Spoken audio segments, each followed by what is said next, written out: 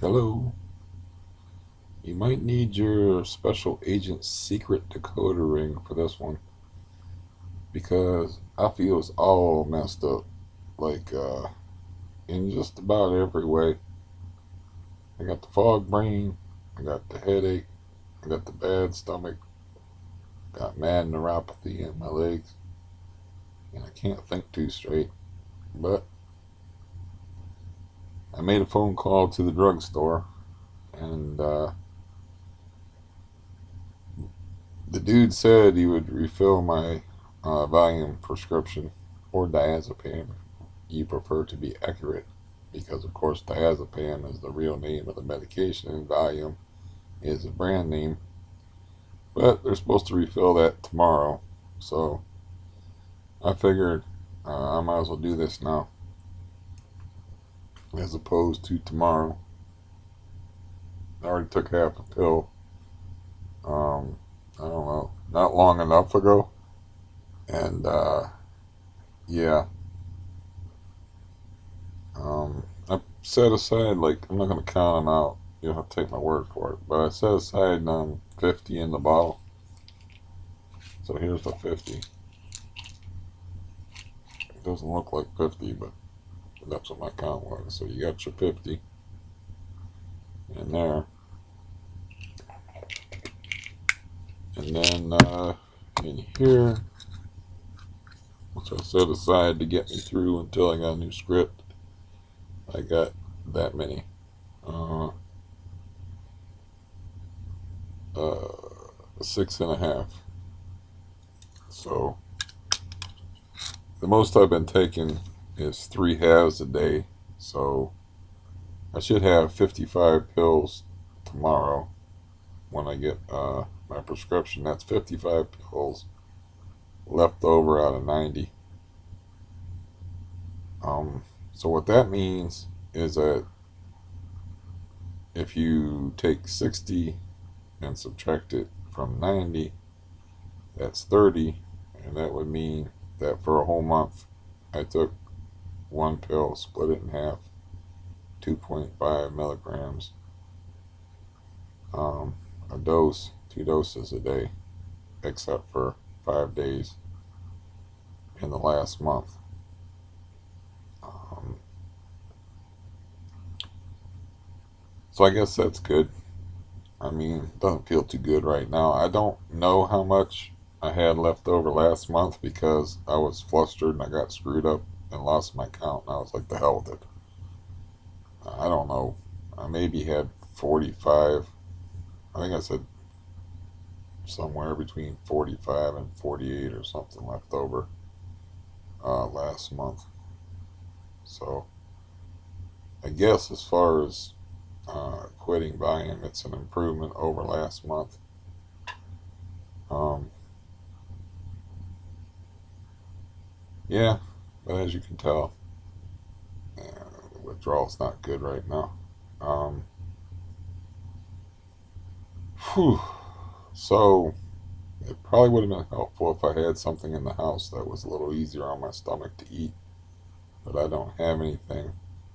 I was unable to get uh, my food card back, but I did get, finally, it was like 5 days late just to aggravate me a little bit.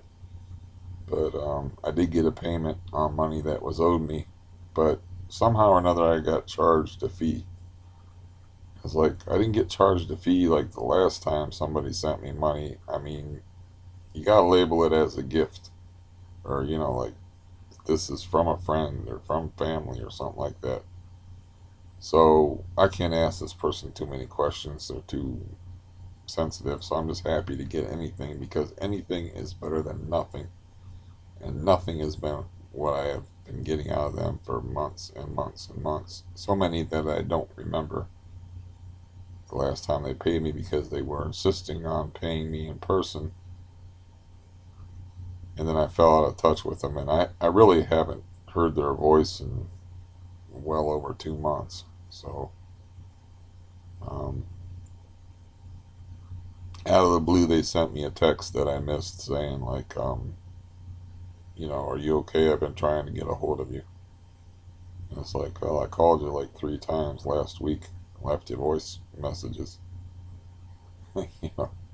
But anyways, I was just happy to get any money. So I was freaked out for a minute because it was like my balance showed up $276. I'm like, there's no way they paid me $276.10 like randomly. That's an awful random figure. I'm like, there must be some fees I incurred or something happened. And that's a lot of fees. If they probably sent me like $300, and that's what I got left. They took $23.90. Like that's a pretty big bite. I'll still take it because, like I said, it's a lot better than nothing. And they live too far away, and they're too busy um, doing other stuff than paying me back. And I'm not going to be like nagging at them or anything like that because I don't want to be yelled at and abused. I am not a leg breaker or a debt collector. I will call you and ask you nicely, like once, or bring it up in passing in conversation. I leave it up to whoever I loan the money to be responsible about paying it back. So even if they sent me 300 and I only get 276, then I don't know if they got a payment on their end. So they were like, I called them and of course got no answer because I never get it. They never pick up the phone when I call. Um, but I was like, man, that would suck if it was like $23 already subtracted on my end, almost $24, and then you know they got a fee on their end that I got to cover because that was the deal. That's the reason why I couldn't get any money out of them or get them to use PayPal to transfer me money before because they were like, "There's fees," and I was like, I don't have any fees." What it is, of course, is if you're linked to your bank account, supposedly there's no fees for sending money to friends or family. Uh, but if you're linked to your credit card, there's a fee. So, like, you can receive money, and there's a fee if you're linked to your card if you receive money. But if you receive money and you're linked to a bank account, there's no fee. So when my brother gave me $300, it just showed up as $300 when he loaned me $300. So, um, boy, this is a struggle. So he just told me like you owe me $7 because I think that's what it costs to send $300. And I'm like, they just arbitrarily change fees and add fees all the time. That's just part of doing business nowadays. So I looked up the transaction and it said 300 minus 9 on my end, and I'm like, well, that doesn't account for 276. But then automatic bill came in for Netflix. And I was like, oh, okay, I didn't know that was getting paid through PayPal. I thought that was getting paid, um, getting automatically charged to my credit card. So, but that would be like $18 to get $300 if I got to pay a fee on my end and she has to pay a fee on her end. I imagine it would be $9. I don't know. I asked her about it. I don't know. I don't care because, like I said, something is a hell of a lot better than nothing. So that's actually good. I thought like I got a call back from. I had a bad day Monday. I've been having a lot of bad days, but I had a bad day Monday where like I was incommunicado and forgot to turn off my phone. I was like, I've been having trouble sleeping because apparently, like being benzo deprived is not good for conducting your personal business because um, I did not refill my melatonin script since uh, December 1st of last year. And I was like, so I'm looking around for these pills, and I'm like, I know I gotta have more melatonin down around here. I had like a whole ton of it.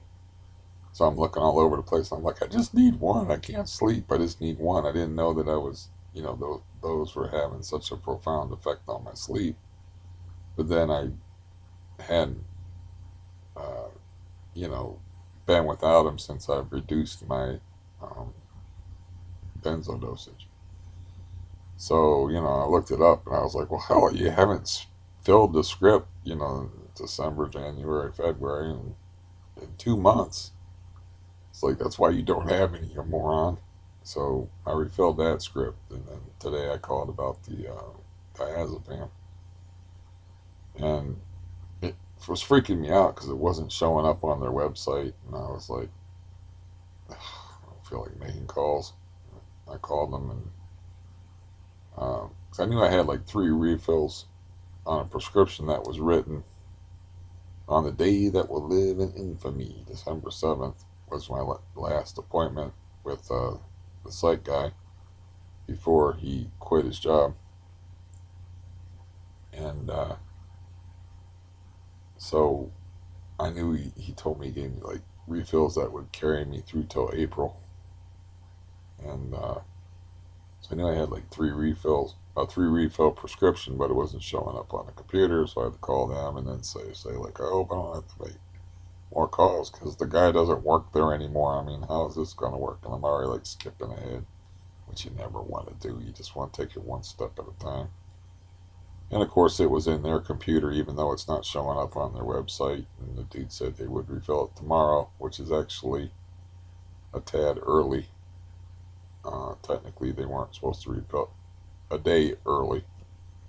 They weren't supposed to refill it until the 5th. Um, so I guess things are okay. But I was saying about my, I got sidetracked. I was saying about my phone is I got this, I just didn't turn the ringer back up when I woke up in the morning. So I missed this call, and I'm like, this is probably the call from that Lifeline place where I was going to get a doctor appointment, and a primary caregiver and possibly contacts. And they're like a Walmart doctors, like I've been talking about. They got eye care, dental care, and primary caregivers, and like all in the same building. Um, I don't know. I don't really want to bother her over that, but I wish I had a better memory. But I can't remember the exact word she used to describe the place, but she. I think she. It's like a community. I'm going to just paraphrase her. It's like a community outreach program, but it's for medical people. And I mean, I don't know what that means exactly. But the way she described it made it sound like, it's for homeless people or something. I mean, I don't fucking know what it's going to be, but as long as I got the power of the pen and can, like I said, like I heard they weren't very good, and she said, well, they can refer you to people that might be better. So that's the point. They can refer me to other people, and they got the power of the pen to write scripts. So, you know, I'm not looking forward to any of that. I mean, I got to do something with my legs. I finally did a little personal care, and actually did not want to. It's so hard to get dressed now that I did not want to take off my shorts to mess with my feet. So, and I was like, man, I have not. Okay, let me just be honest here. I wear like those hospital socks that are like no slip. I've had this. I had the same pair of socks on so long they didn't have any heels left in them. The heels got worn out in them. I don't even want to look at my feet. My feet are a fucking horror movie. I don't want to look at them. I don't. They're the neuropathy and the pain in them is crazy. They don't work right. Fuck my feet. I don't want to even look at them or mess with them. So I literally had the same pair of socks on so long that I had no holes in the heels. So I was like, you got to face reality sooner or later. Your feet are a part of your body. I was expecting to see like Howard Hughes toenails, you know, but my toenails actually weren't that bad. But I, I was like, it's late. I've already done a lot of stuff, in this day. So I actually sat in the shower. I filled the tub up with water, like really hot water. I poured in a little bleach, because that's a good thing for disinfecting your feet. And, soaked my feet in bleach water and scrubbed my feet up with I got like a scrub brush and tried to exfoliate. But I was just sitting there in the shower, on a shower chair, in shorts, with my feet bright red from the hot water. And, it's better than bright purple, which is what they were before I put them in the hot water. And, they were just a swollen nightmare. And, yeah. The thing I was leading up to is I got so little flexibility left in my legs that I have to grab my ankles. I can't how you're sitting there and you prop your one leg up on your knee sideways. It's like for me to do that, I have to not only grab my ankle and pull it up and put it in place, I have to hold it in place. So, I'm sitting there with a stranglehold on my ankle, like scrubbing my foot down and stuff. It's sobering. Uh, yeah. And then putting my socks on.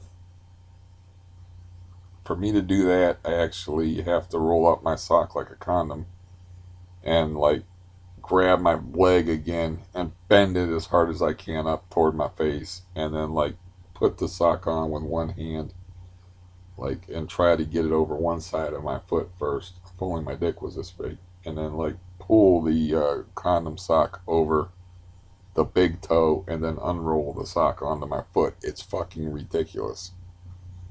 It's stupid. And yeah, it was not good. It's I'm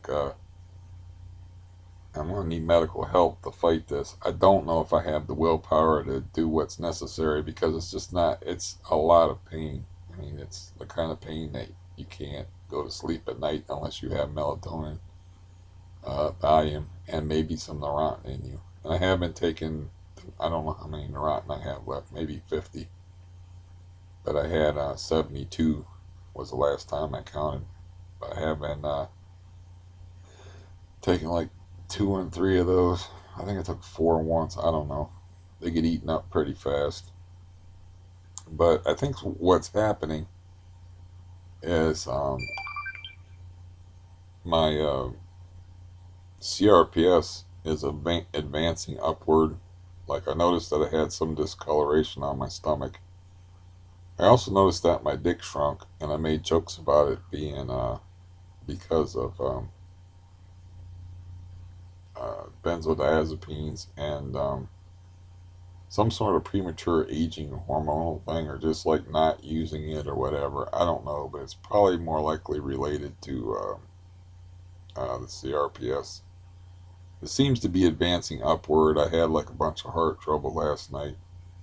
It's all very depressing, and when you start getting that heart trouble, it's one thing to be suffering and stuff, but it's another thing like to have your whole world turned upside down by being thrown in a hospital and have heart monitors put on you and all that shit. And it's I was just thinking crummy thoughts last night, but I was I'd rather be dead than have to worry about that all the time. I have to worry about this, I have to worry about that, and then it's depressing when your dick shrinks for no fucking reason, and you're just what the fuck happened, man? It's I made a bad deal with Rumpelstiltskin or something, and now I'm Stumplestiltskin. I don't know. I kind of want to check and see what she replied. I'm pretty sure that's what that was. So I'm gonna annoy you. No, she didn't reply. That'd be crazy anyway. I think that she would reply in a timely fashion. Um, I don't know. But yeah, it sucks. Um, the whole situation's horrible. Um, it's not gonna. I don't know if it's gonna get any better, but it's definitely not gonna get any better if I don't put any effort into it and see doctors, and if I do stupid shit like wearing the same pair of socks until the heels are worn out on them. Though in fairness, the heels on these they're like terry cloth. The heels wear out fairly fast, but I must have had the same pair of socks on for like a month and just like not dealing with it. It's too hard to reach my feet. It's too hard to wash my feet. It's too hard. It's actually like the whole process of doing that, which should take like 10 minutes tops, even if you do a thorough job scrubbing your feet or whatever. I mean, it takes like 45 minutes to an hour doing all that crap.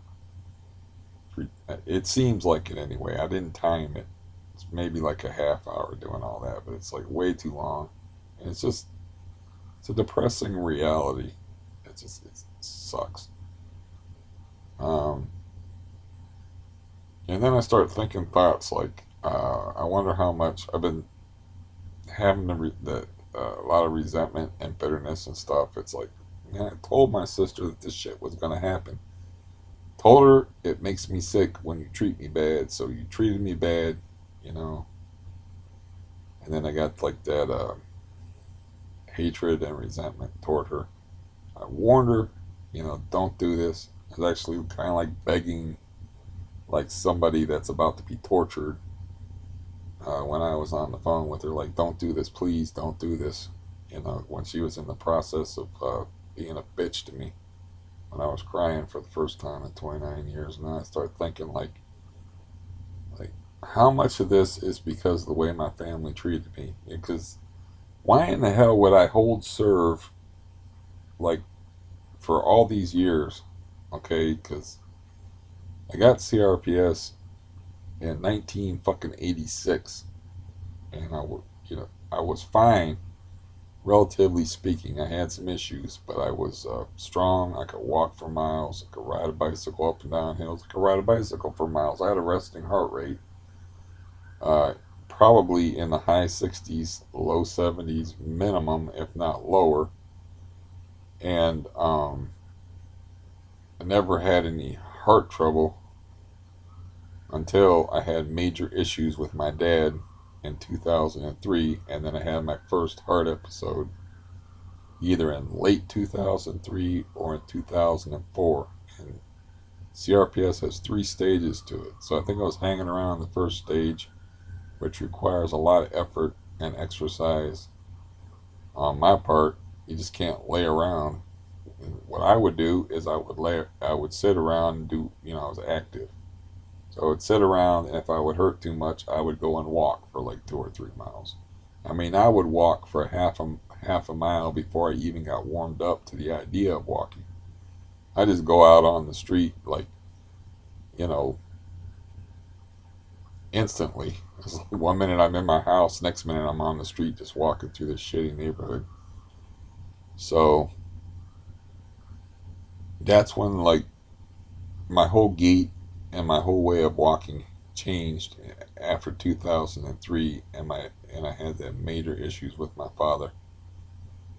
And you probably know this, the way family works is like, if I don't know if all families work this way, but I bet you a lot of them do. If you have like conflict within the family, it affects like everybody in the family. Like people take sides. It causes issues. I remember like my sister, it caused issues like with my nephew's wedding, and my sister pissing me off. My younger sister, not my older sister, but my younger sister pissing me off for saying some shit. And I was like, you were fucking there. You were there when my dad about threw me off the fucking porch and was like roughing me up more or less and grabbed me by one arm. You sat there and you watched that shit.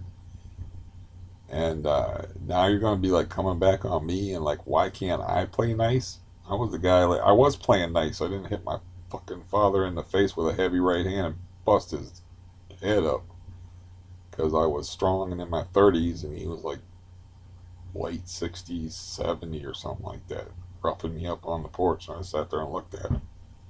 He's like, got his murder face on and his fist back and shit. So, point being is like, with families, when there's conflict between like a couple of people, there's like a ripple effect in the family. It's why family dinners can be so much fun, because I've been on the outside of that, where you're just like, okay, Fred and Joe are gonna fight. Oh, Uncle Jimmy and Tessa are gonna do their thing, and you're just sitting there uncomfortable, like, oh God, but I have to be here. Um, but I was on the inside, not on the outside of the conflict, but it affects the people that are on the outside of it. So I went from first stage to second stage, and I think I'm flipped into third stage with all the bullshit that my foster brother and my older sister had put me through, and the lack of support from my brother-in-law, and actually having a ripple effect from my sister, where her daughter called me up and just like yelled at me and was threatening to disown me and all this crap. And I'm like, who did this to you? I was like, I'm more worried about you. I was actually handled it like really calm, stoically, and with a Buddhist attitude about it. I was like, who did this to you? And like, I don't. That doesn't matter. I'm smart. I can figure things out. You've been talking behind my back, and I'm like, this is the last person that I would be talking behind their back, saying anything bad about. I'm doing it now, but at the time, I was like, I never talked bad about you. You can ask anybody. And like, I don't even know what you're talking about. I was too dumb to figure out that it was her mom that was pissing in her ear and getting her all, worked up like a rabid Wolverine, and having her attack me on the phone. And then I had all the bullshit over that boat, and like the conflict with my foster brother, who always treated me like badly, but he's just kind of a shitty person. But it was like amusingly badly, and then it wasn't so amusing anymore. And this all, of course, coincided with the benzo issues. So, you know, I think that makes it worse. It's one thing to have a disease, but to have a disease that's affected by emotional distress and pain, and can be not only, that makes everything worse. If you're feeling bad physically, if you have some kind of emotional turmoil, it's going to make you feel even worse physically. But this is different, man. This is like advancing. It advances your disease into different stages. This is weird. And what I don't like about it with my sisters, I told her that shit ahead of time, because I understood it from 2003 with my father. I understood that after went through that bullshit with my father, I started getting new pains in my left leg, upper leg, and it changed the way I walk. I used to walk with my shoulders back and my head back, like proud, and then I had to like change my gait and the way you move, because pain will make you change the way you move. Like I was talking about the surgery that the Undertaker had, the wrestler, on his hip. And it's like after they fixed his hip, they were like, now we got to fix the way you walked. And he's like, what do you mean? And they were like, well, because you've been in so much pain, you don't walk right. It's going to cause you other problems. We're going to have to teach you how to walk right now that you're not in pain. He actually went through physical therapy to get him to walk normally, because he's had that problem with his hip forever, and just naturally walked in a fucked up way. And as I have stated before, I asked my brother-in-law once, like when I was a lot younger, like, why do the cops always be stopping me? And he's like, it's because you walk like you're drunk.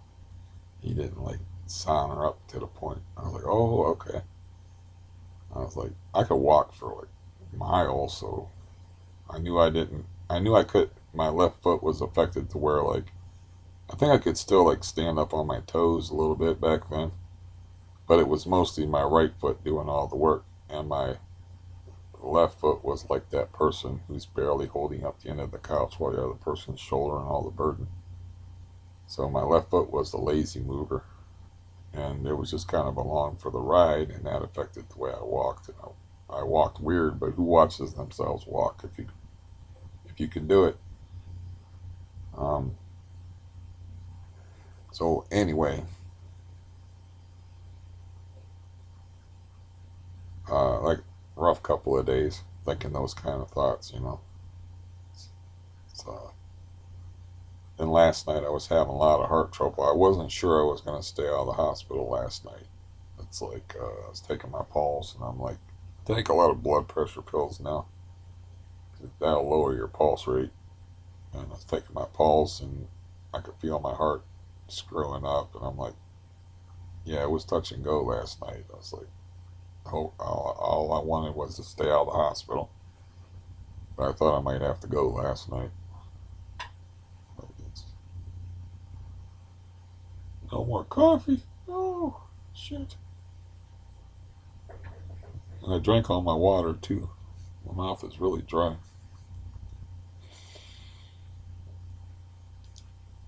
So yeah, as far as the disease, it doesn't make any sense because I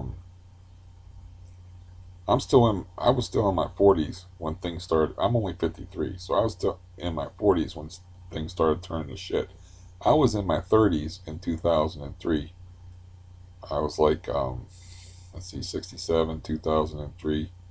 What is that, like 35, 36 years old? I was like 35, 36 years old when I had that emotional conflict with my family and my dad.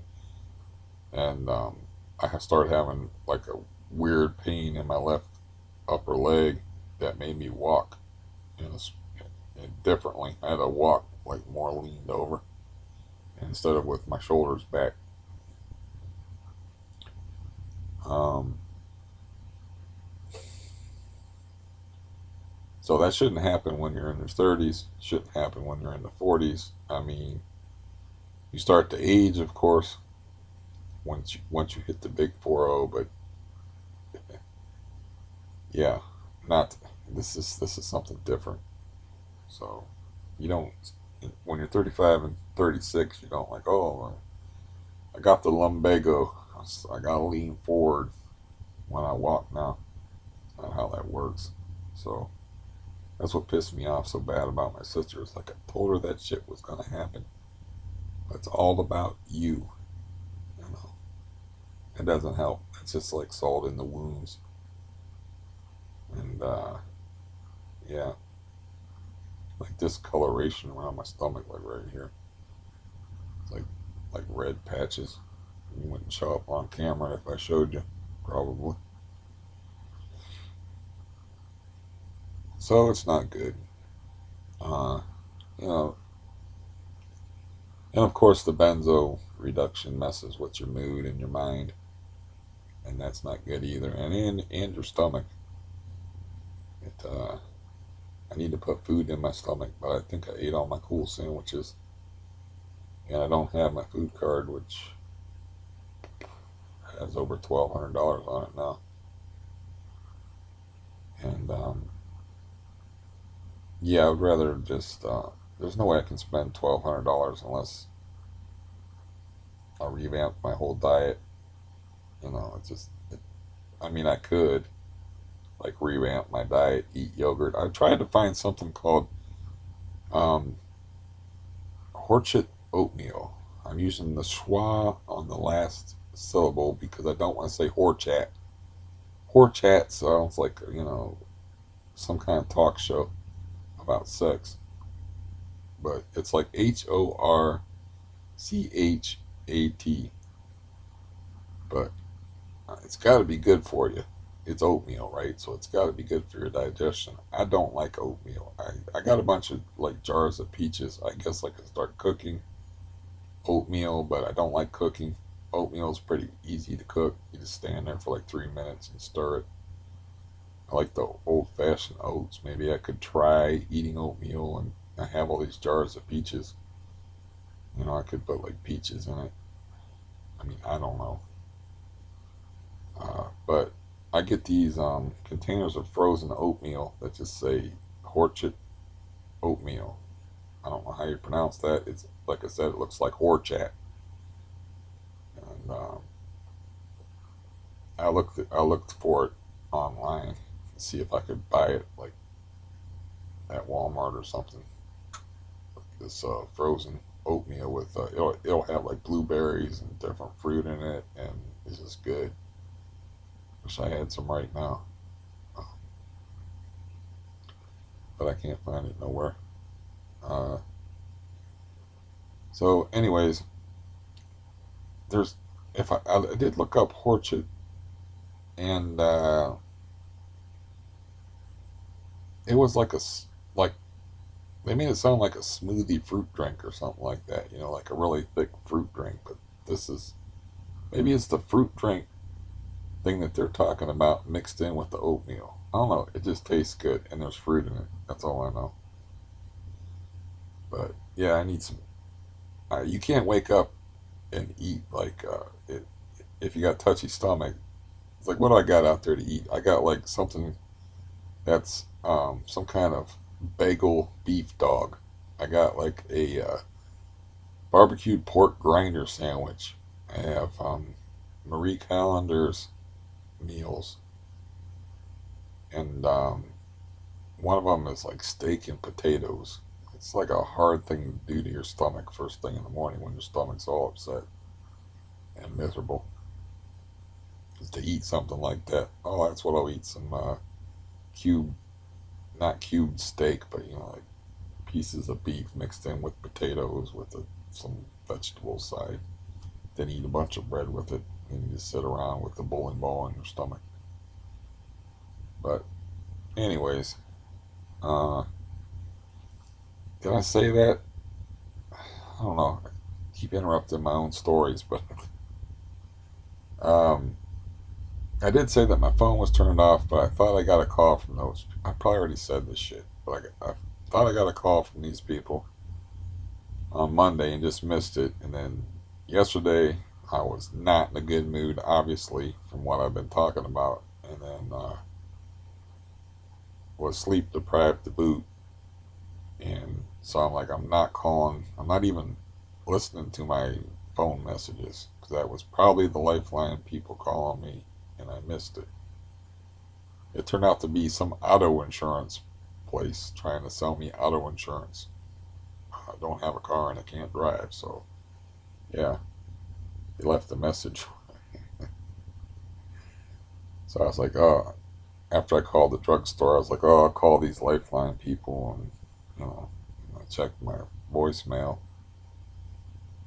and it wasn't them. I just assumed it was them because I was told they call in about 3 days, and it was 3 days later. Uh, after I had like a three-way conference call that ended up with I think her just leaving a message. I'm like, okay, should I leave the message or should she leave the message? And I'm like, I'll just wait. And if she don't say nothing within, and then she starts saying,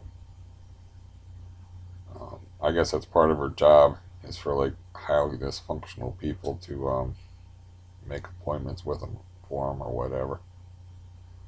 So um, she already knew the number to them. I could have looked them up online and done it myself, but I needed to talk to her anyway. So I just said, yeah, about them lifeline people, and she was like, "You want me to make an appointment?" And I'm like, "Yeah, please." And she's like, "We can do that right now. I'll put you on conference." And boom, boom, bang, and then she's calling them. So yeah, the mountain's gonna wear out, and yeah, I just I don't know. Today was cool, I guess, because I got money I wasn't expecting. I didn't miss my phone call from the Lifeline people, but it's been 5 days now and I haven't heard from them, so I probably should call them and get a doctor. I'm obviously on the clock as far as the Neurontin stuff. I'm going to run out of that. Um, I don't know what kind of stretching I can do. I should probably figure out some kind of stretching I can do. But frankly, I think the disease has just progressed to the point now where I'm just really fucked up because I don't have a lot of flexibility in my left leg either. And my left leg looks a little swollen too, and the knee. and my feet looked horrible. It's kind of funny. Like I think I told that story before, where I was younger and whimsical. Not that I'm not whimsical now, just not in this video. But I had did some cooking, made a steak, made a couple of side dishes. My meal was hot and ready to go. I had a bottle of wine. I went to eat with my steak, but I couldn't get the cork out. The steak was getting cold, so I was like, "Well, they do this shit in the movies." Instead of like, I thought about it later, and I'm like, "Well, you just take a screwdriver and you push the cork down. If you can't get the cork out of the bottle, you push it all the way down in the bottle, and then you pour around the cork." No, I didn't think of that until later. I just said, "Well, they do it in the movies," and I'm impulsive sometimes, so I just like, I had this sink that was like a old fashioned sink that had an edge on it. I smacked the bottle so that the tip of the bottle hit the edge of the sink, and I was going to break off the top of the bottle, and it was supposed to break off really smooth and shit, but it broke off into like a dagger shape, a perfect dagger shape. It's like, here's the top of the bottle, and here's this long shard of pointed glass that went like a guided missile into the top of my left foot, and almost went all the way through my foot. And it did not stay there because it was top heavy, so it fell out. And of course, the blood started coming out. But anyways, I got a scar there, so I can always tell how swollen my foot is because the scar don't swell. So it looks like a divot in my foot when my foot's swollen.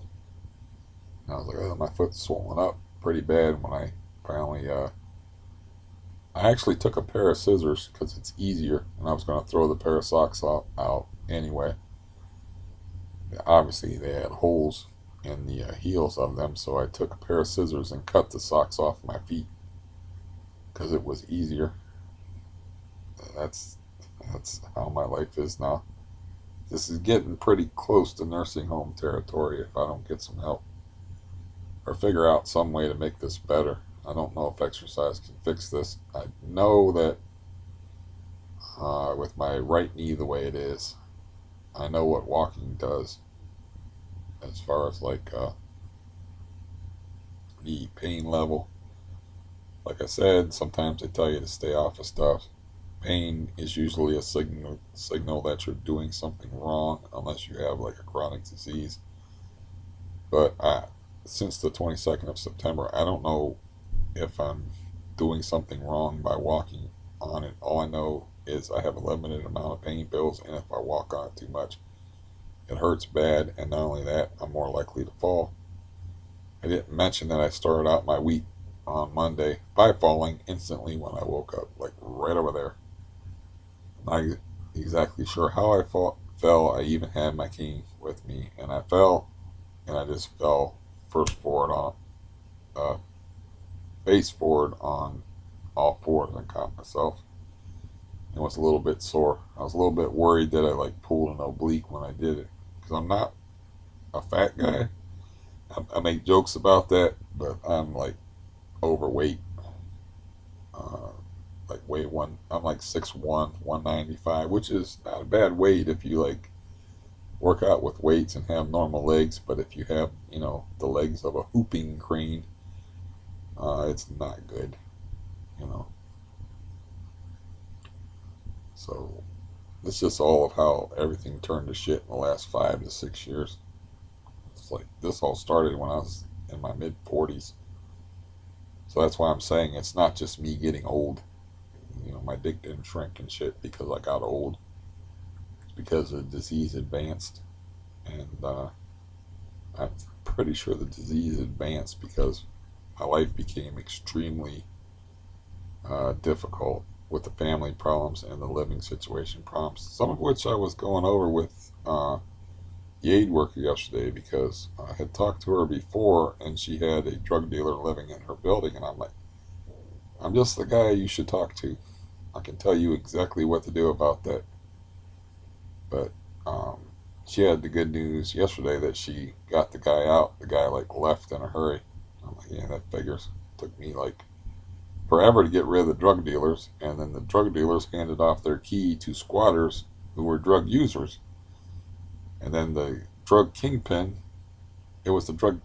I don't know if they were like those, if they were a couple, or he was just a player dude that was supplying her drugs, but the main drug pen was hanging around here until the July 4th bust. But the point is like she got rid of her drug dude after a gun was fired outside of her apartments, and that was like the seventh time the police had been called on this guy by the people in the building, and that was enough to um, evict the guy, and the guy like left before the eviction process instead of like waiting it out, not only till the last second, but my people, when they got evicted, my squatters, they waited past the last second. You know, they, I went back up in the apartment after they got evicted because my landlord was here and I was on decent terms with him, not friendly terms, but I was still talking to him and didn't want to murder him in the alley with a chainsaw at that point. So I went up there and looked around, and there was actually a baguette on top of the some French bread on top of the microwave, and they didn't take their microwave. They didn't have time to take their TV. It's almost like they didn't accept the reality that this was going to happen. They had a bunch of shit piled up on the porch, but they were doing it all literally the morning that they were getting evicted. And the guy, they put like a lock on the door when they evict people so they can't get back in. And he's like, um, who's the guy that does that? Oh, the bailiff. The bailiff guy who's got a sidearm and shit. He was like, you. I heard him say it. He was like, you had enough time to get your shit out of there because they were begging him like, just give us like 10 more minutes. He goes. The order was for 8 o'clock, and the lock goes on the door at 8 o'clock. You had enough time to get your shit out, and then there and put the padlock on the door, and it smelled like the ninth circle of hell in there. It's like a weird mix of bo, uh, meth fumes that have seeped into the carpet and the furniture that was left in the walls. There was like a huge piece of the wall that was missing. There, parts of the ceiling were hanging down. Yeah, it looked like a hellish nightmare, which is what that place was for like ever. But I don't want to run through the history of that again. I was just saying that the aid worker yesterday was talking about her situation. I was like, some people got all the luck. They get drug dealers, but the drug dealers just leave. And he didn't wait out his eviction. But that's what I was going. That just was part of what I was talking about. It's like I had so much stuff to deal with. It's like I had a Baker cyst to deal with. I had family issues with my sister, family issues with my brother, family issue with my foster brother. I had guys coming here bumming money off me for crack, and I lost my temper that one day because there was a crack dealer parked out there, and I wanted to go out there and just threaten the guy. And I was like, oh, it's kind of hard to be intimidating. At that point, I could walk better. It's kind of hard to be intimidated walking down the steps, like one step at a time. Get the fuck out of there. I just wanted to lose my shit. Instead, I just lost my shit on the dude that brought the crack dealer here. But I told that story before. But I just had all this stuff coming down on me in the last 6 years. And like I told the aid worker yesterday, it's like when I moved in here, I was in good enough shape that this is a pretty long hill, mind you. It's just all toward the downtown area in Massillon from where I'm at. It's like a long downhill run to get to the downtown area.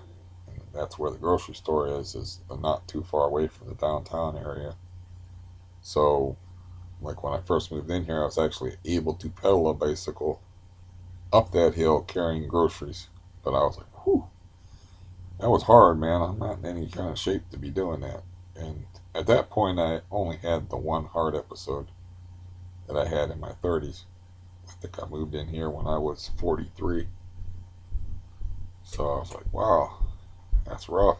I was like, I got to figure something out. So I bought something I should have bought a long time ago, which was an electric bike. And I would have had an electric bike for like long trips or days where maybe I didn't feel so good, and then a regular bike. Really, I was thinking about um,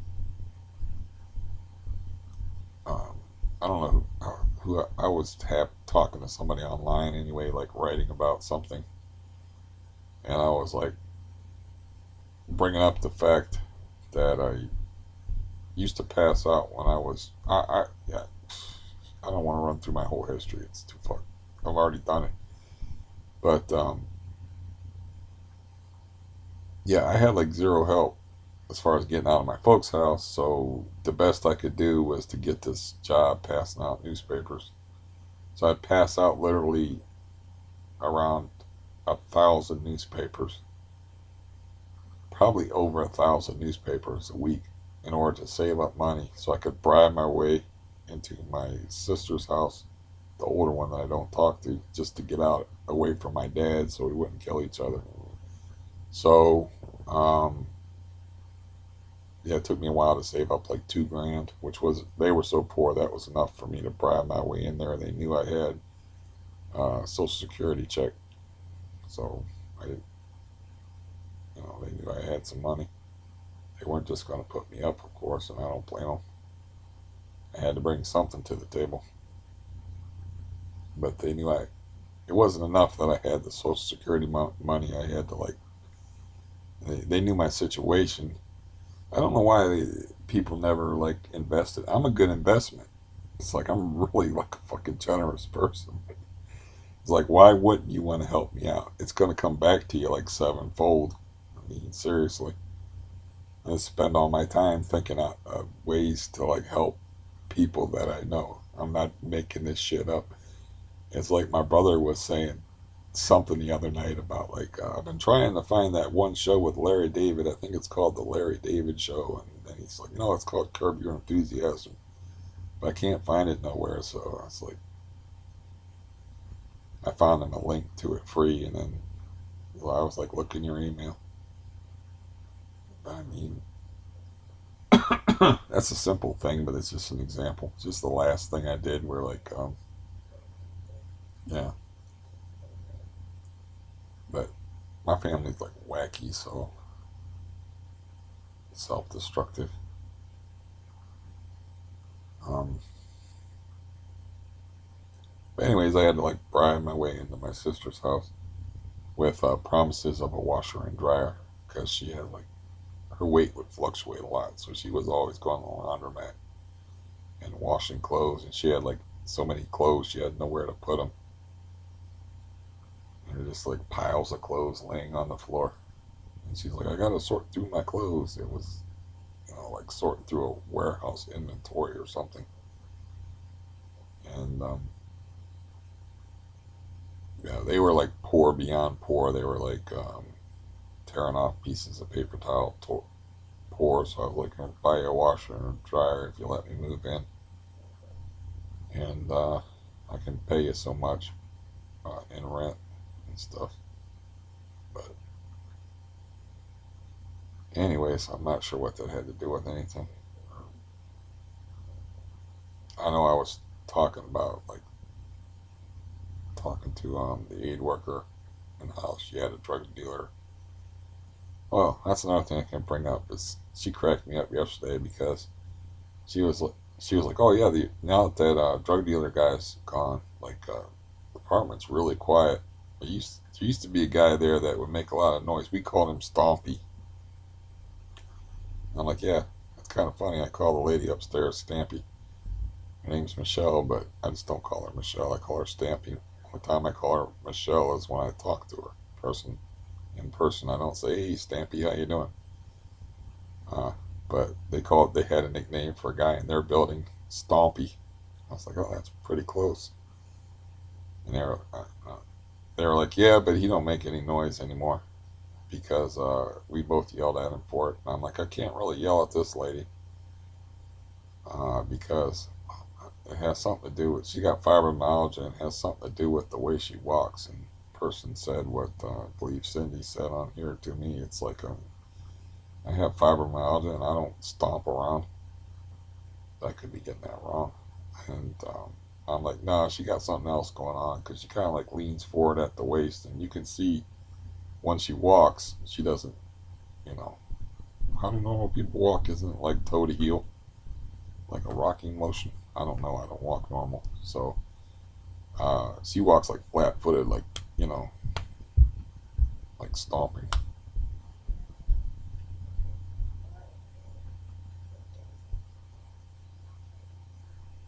I don't know if you can hear that. She almost did like a demonstration there. She only got a couple of stomps off. She must not be doing too well these days, because she's barely rattling the floorboards anymore. But yeah, they just yelled at the guy. I'm like, I can't yell at her. I was like, I can't yell at her to walk better. I'm pretty sure she can't help walking like that. Just because I see her outside, and she's like leaning forward at the waist, and just has like this weird way of walking where it's like the impact is all like completely flat footed. I don't think she can help it. And she's too old now. If it's like a habit she learned or whatever, she's too old now to change it just because somebody below her. She's not going to be thinking about me all day, you know. I still think about her though, like when the TV's too loud. Or like I was watching TV last night, because of course, you know, without the melatonin, I'm up like really late. So I'm like, oh yeah, this got loud music on it. It's 2 o'clock in the morning, and I'll grab the remote and turn it down. But you can't expect people to act like that. I don't think. I mean, with their walking, I don't think you can. I don't know. I never fronted her out about it. I just said like,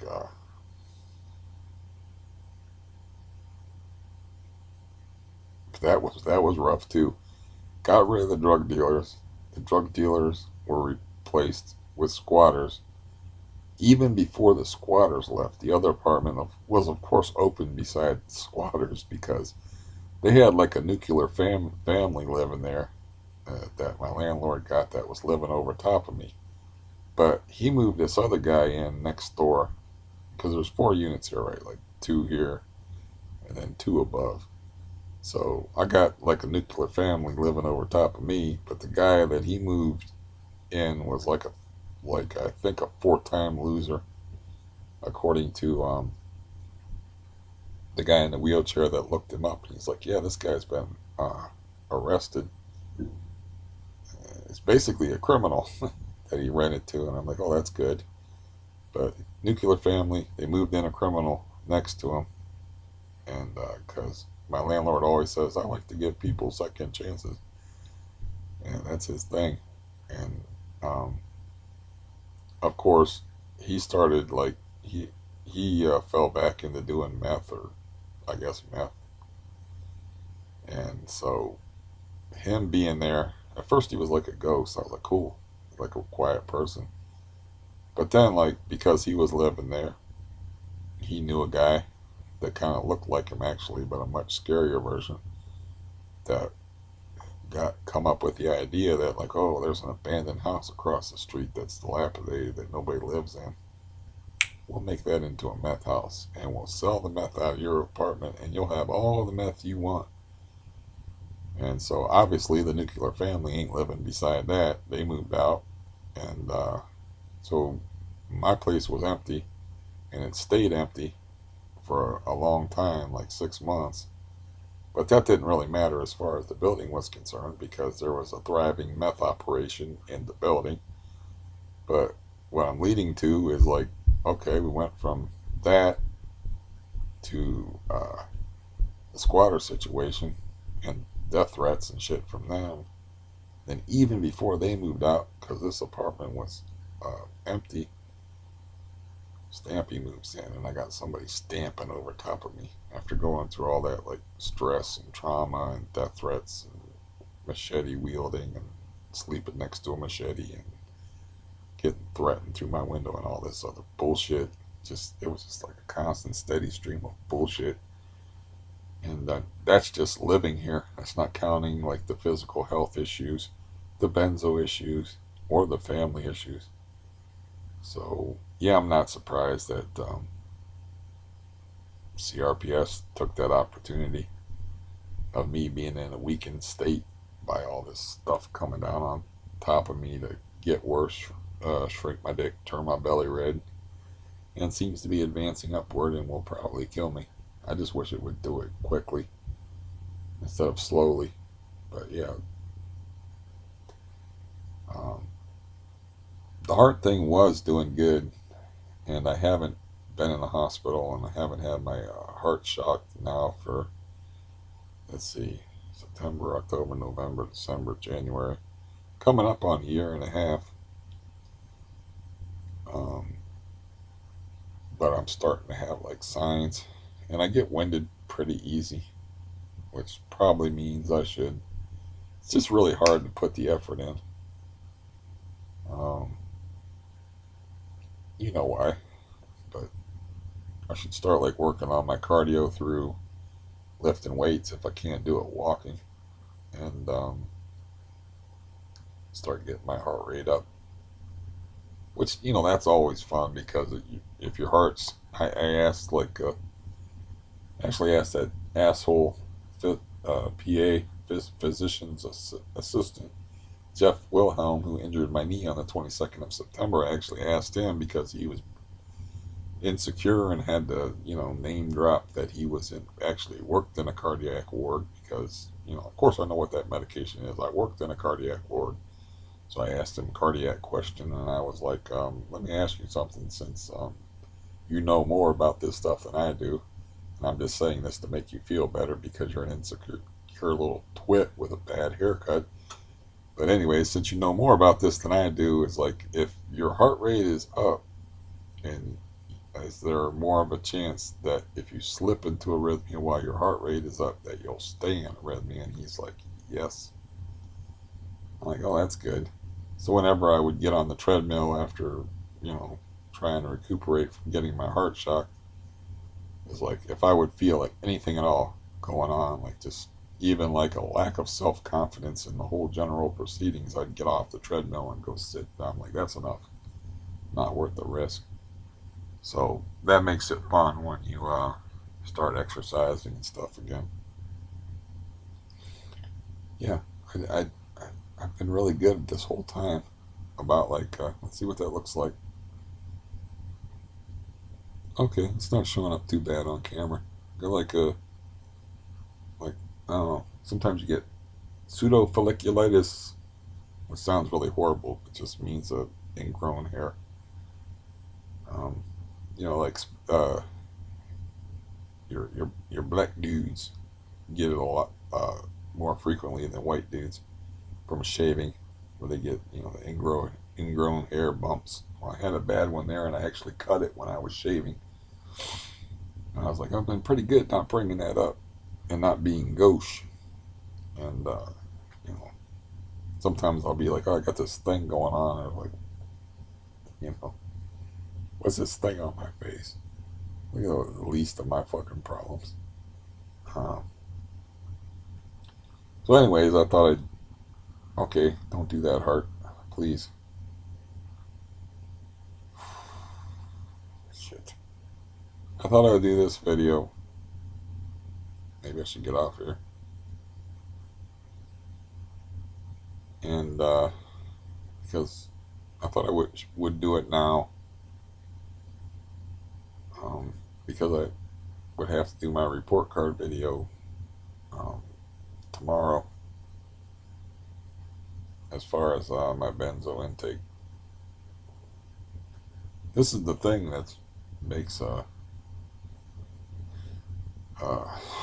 tapering off of benzos hard. And I used to like I used to really flirt with the edge when I was on Xanax. I would literally um, not take Xanax until my heart started to feel weird, and then I would like, oh, I'll would break down and take my Xanax. But this, I don't really know the heart thing is about, or why it's been more troublesome here lately. Who knows? I don't know. Um, but yeah, it's definitely like distracting, right? When you can feel that shit. It just like you just feel it beating out of rhythm, and you feel like weird sensations. Sometimes you'll get like a hot flash type feeling from it. That's really spooky when you get that. My voice is starting to go anyway, but the point is, before my heart started fucking up, is like I was due to make a video anyway. I thought I'd get it out of the way. Um, Man, I wish I gotta get some water or something. And another thing that sucks, since this has been basically a video about things that suck, is the weather here is going to turn bitter cold for like the first time all winter. I'm talking like high of 15, low of 2. Might even have some below 0 um, temperatures in the forecast. But it's going to be like a weather pattern that's going to hold for at least a week. And today is the day that it's going to start to drop. So that means, like, excuse me, since I've been letting my cat in, you know, it's going to be that cold out. That means I have to leave the window open a crack because I don't want him using the litter box in here, and I want him to have the option to go outside. And that's going to make it like really cold out there. That's why it's part of why my voice is froggy. Is I got like 2 heaters running in here because the window is open out there. And yeah, it's time to go. So you're caught up on uh, my situation, which is pretty miserable. And yeah, um, so I should go. And I don't know. I need water. I threw my jug across the room toward the door, so I would remember to get water. So I should go get water. And yeah, I don't know. A lot of y'all. That's the only reason why I could think that anybody would watch this is because they got like health issues. They're like, oh, he has health issues like me. I don't think I'm all that funny or witty. Some people like honesty. I'm pretty honest, though I hold some of my cards close to the vest. I'm not like can't put everything out there, and I also have those Victorian attitudes about talking about fundamental things in life, uh, like your stomach being messed up. And I don't like old man talk, but start to get that old man talk. But I was talking about like how difficult it is for me to reach my feet and stuff, and how that's getting to be a problem. But I don't like to talk about things like oh, oatmeal and regularity and all that stuff. I don't like to talk about it. Got to be something. Got to be something else to talk about in this limited time on this big blue marble. Um, yeah, just having a rough time right now. And actually taking more, like I took 2 halves of Valium, and then I was up like really late because again, didn't have my melatonin. So I like took a extra half, which still is only 7.5 milligrams of Valium. But I took an extra half, like 3 in the morning or something like that, because I just wasn't getting sleepy. Even though I woke up at like 8:30 in the morning, and I don't know. The other stuff I haven't been doing the stuff that I said I was going to do, like practice wearing a shirt. Sort of like prepare myself to get back to where I'm going to appointments and stuff. So practice wearing a shirt. And I did start at least um, taking a shower with shorts on. Not really, but like wash my legs up and stuff, and wash my feet, and took care of that kind of stuff. But I have to do like I don't know. I don't know where you find the will to do stuff.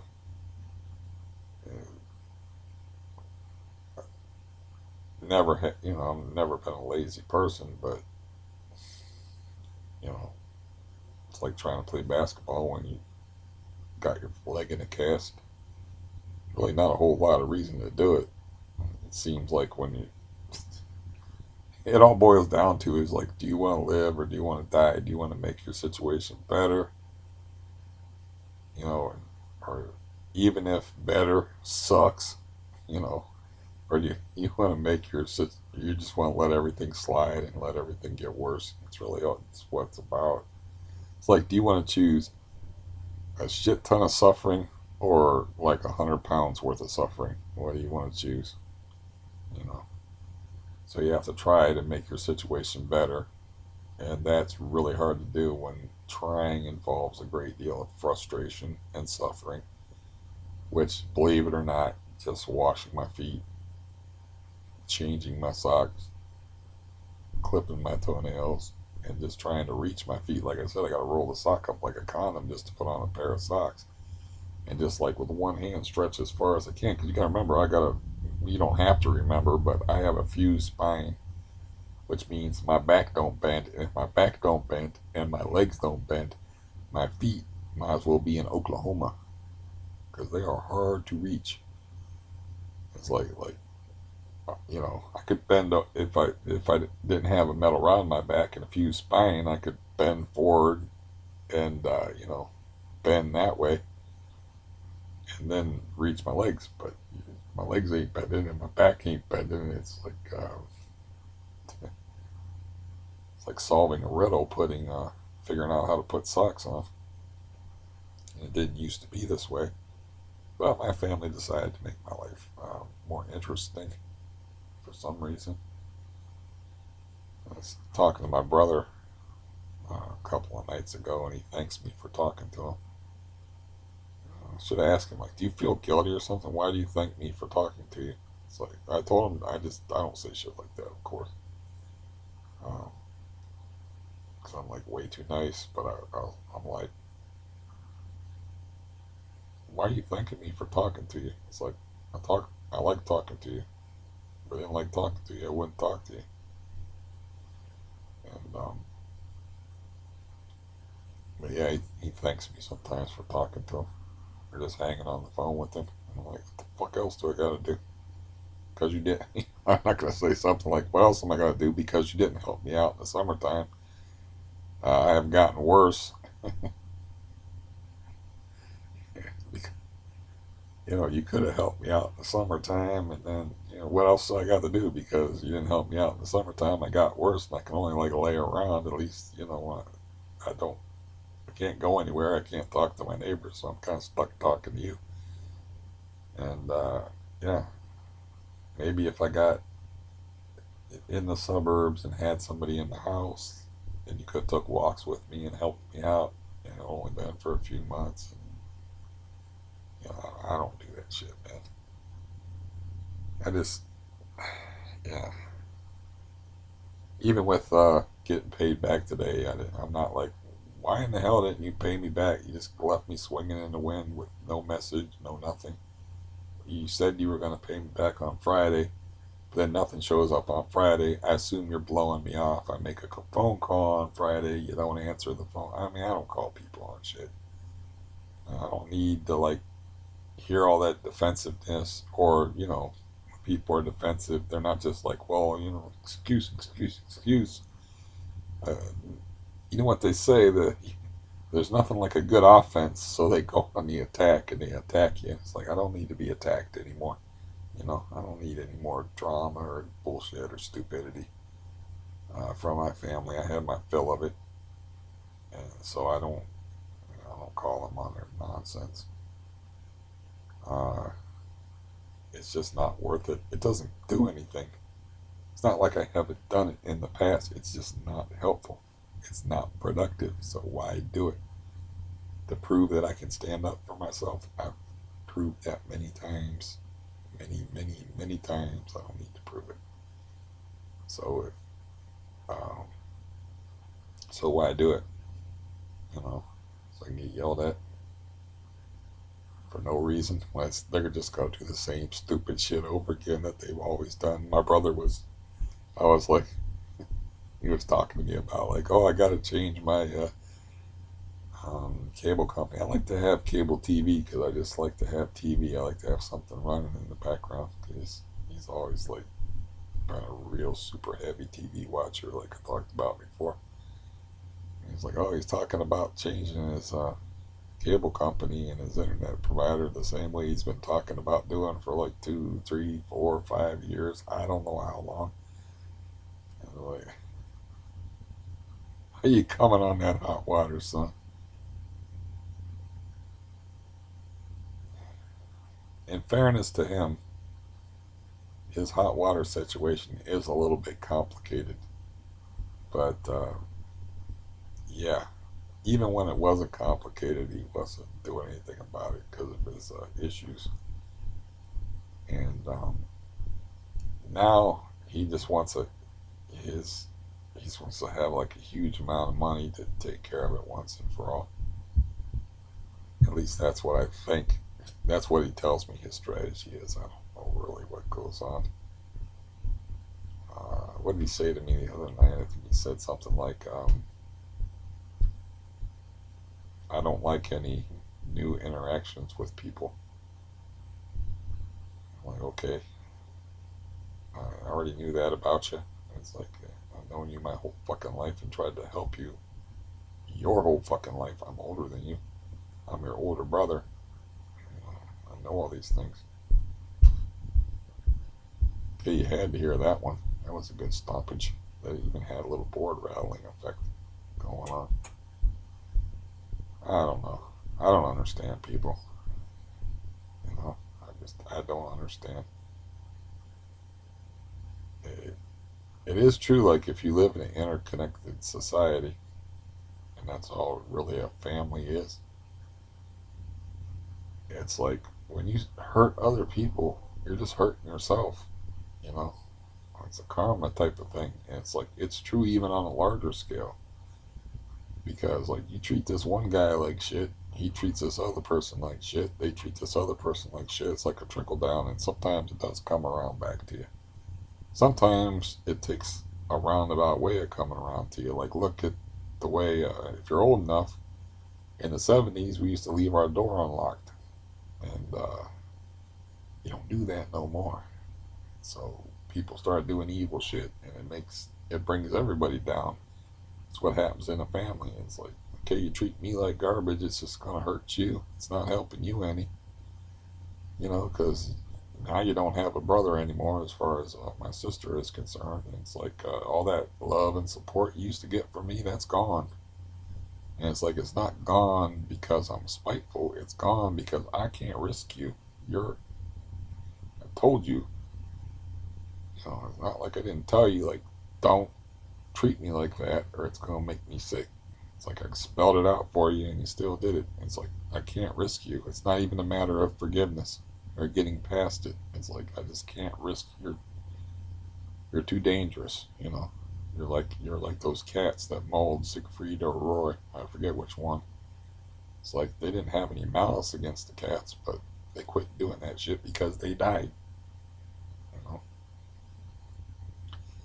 like a dangerous wild animal is unpredictable. Uh, no, I did not. Honestly, I did not see that shit coming from. I was like, I just expected. It's not like I was asking them to do anything. They just had to be nice. You know, they just had to handle my breakdown a little bit better than yelling at me. That's all. What the hell do you want me to do about it? Go cry on somebody else's shoulder. You know what? This is like the second time I've heard you cry in 53 years. It's fucking annoying, man. It reminds me of a joke. Let's see if I can end this stupidity on a joke. It's like, there's this guy who decides to become a monk, right? So he takes a vow of silence, but once a year, we'll make it once every 5 years. Once every 5 years, they get to speak. So the guy that joined the monastery, after his first 5 years, he comes up and he shows where his rope is frayed that he has for a belt to hold his cassock shut. And he said, "Need new rope." And the deacon, we'll call him, says, the acolyte, "All right, get you a new rope." And then after another 5 years, he goes back and he gets to talk again. And he was like, "I need new shoes," because he had a hole in the bottom of his sandals. And he was like, "Okay, we'll get you some new sandals." Then another 5 years goes by, and he goes in there and he shows like the holes in the elbows of his um, outfit, and he starts pointing at him. And even before he can ask, the deacon goes off on him and says, "You know what? Ever since you got here, all you do is complain, complain, complain." Yeah, oh man, that just made me think of that joke. It's like, God damn it, you're crying again? 30 years ago, I had to listen to this bullshit. That's remind me of that old joke. Anyways, goodbye. Hopefully, I'll be doing better the next time you see me, because this ain't good.